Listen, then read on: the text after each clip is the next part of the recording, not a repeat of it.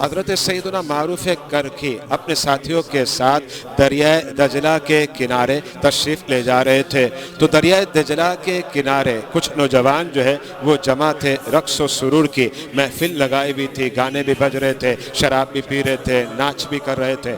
تو حضرت سیدنا معروف کرخی کے جو امرا لوگ تھے انہوں نے حضرت معروف کرخی سے عرض کی، حضرت آپ رب کی بارگاہ میں دعا کیجئے اللہ انہیں غارت کر دے، کس قدر جو ہے اعلانیہ گناہ کر رہے ہیں اور فسق و فجور کر رہے ہیں۔ تو حضرت سیدنا معروف کرخی نے اپنے لوگوں کو کہا کہ چلو ہاتھوں کو اٹھا لو دعا کے لیے، میں دعا کرتا ہوں تم آمین کہنا۔ حضرت سیدنا معروف کرخی رضی اللہ تعالی عنہ بارگاہ الہی میں دعا کرتے ہیں، اے مولا آج یہ بڑے خوش و خرم ہے، شاد و آباد ہے، بڑے خوش ہے مولا تیری بارگاہ میں۔ معروف کرخی یہ التجا، یہ دعا کرتا ہے مولا آخرت میں تو انہیں اور زیادہ خوش و خرم فرما دے۔ لوگوں نے جب اس بات کو سنا تو پریشان ہوئے، حیرانگی ہوئی کہ حضرت ہم نے تو کچھ اور کہا تھا، آپ کچھ اور دعا کر رہے ہیں، ان کے لیے تو بددعا کرنی چاہیے تاکہ غرق ہو جائے، غارت ہو جائے۔ حضرت سیدنا معروف کرخی نے اپنے لوگوں کو کہا کہ بس دیکھو اب کیا ہوتا ہے۔ تھوڑی دیر گزری، ان لوگوں نے جب حضرت سیدنا معروف کرخی رضی اللہ تعالی